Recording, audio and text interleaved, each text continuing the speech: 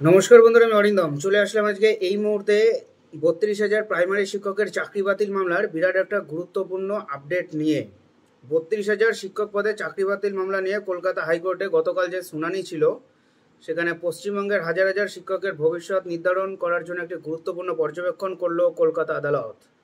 এই মামলার শুনানির গুরুত্বপূর্ণ দিকগুলো এবং তার সম্ভাব্য প্রভাব নিয়ে এই প্রতিবেদনে আমরা আজকে আলোচনা করব।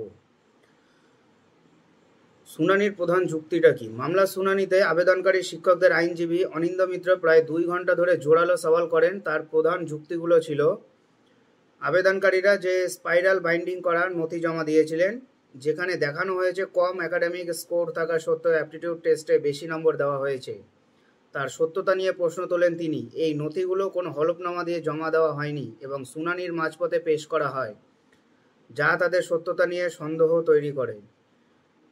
দুর্নীতির অভিযোগ। আইনজীবীর মতে 2014 সালে প্রাইমারি টিচার এলিজিবিলিটি টেস্ট নিয়ে যে দুর্নীতির অভিযোগ উঠেছে, তার সঙ্গে 2016 সালে নিয়োগ প্রক্রিয়ার কোনো সম্পর্ক নেই।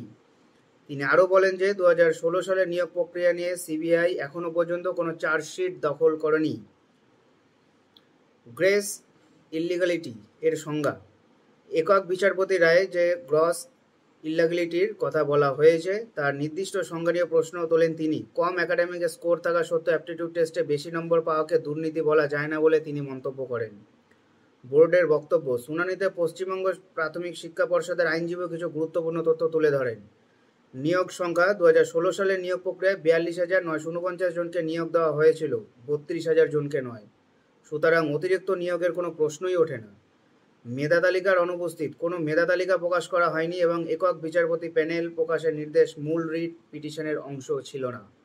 নির্বাচন প্রক্রিয়া। নির্বাচন প্রক্রিয়া শেষ হওয়ার 5 বছর পর এই রিট পিটিশন দায়ের করা হয়েছিল, যা মামলাটির বৈধতা নিয়ে প্রশ্ন তোলেন তিনি। আদালতের পর্যবেক্ষণ। আদালত এই মামলার কিছু গুরুত্বপূর্ণ পর্যবেক্ষণ করেছে এবং পরবর্তী পদক্ষেপের জন্য কিছু নির্দেশ দিয়েছে। আদালত মনে করে 32,000 শিক্ষকের চাকরি বাতিল করার আগে তাদের বক্তব্য শোনা উচিত ছিল, যা স্বাভাবিক ন্যায় বিচারের পরিপন্থী। Aptitude test. আবেদনকারীরা মৌখিকভাবে দাবি করেছিলেন যে কোনো অ্যাপটিটিউড টেস্ট নেওয়া হয়নি, কিন্তু আদালত মৌখিক প্রমাণকে গুরুত্ব দিতে নারাজ। মামলার পরবর্তী শুনানি দিন 7 জুলাই 2025, অর্থাৎ সোমবার।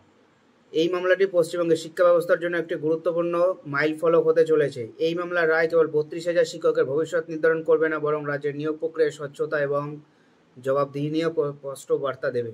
আমাদের সকলেরই এই মামলার দিকে নজর রাখা উচিত, কারণ এর প্রভাব সুদূর রয়েছে। সো বন্ধুরা, এটাই হলো আজকের আপডেট। এর আপডেট পাওয়ার জন্য চ্যানেলটা সাবস্ক্রাইব করে আমাদের পাশে থাকুন। দেখা হচ্ছে পরের ভিডিওতে। ভালো থাকবেন সবাই। নমস্কার। জয় হিন্দ। বন্দে মাতরম।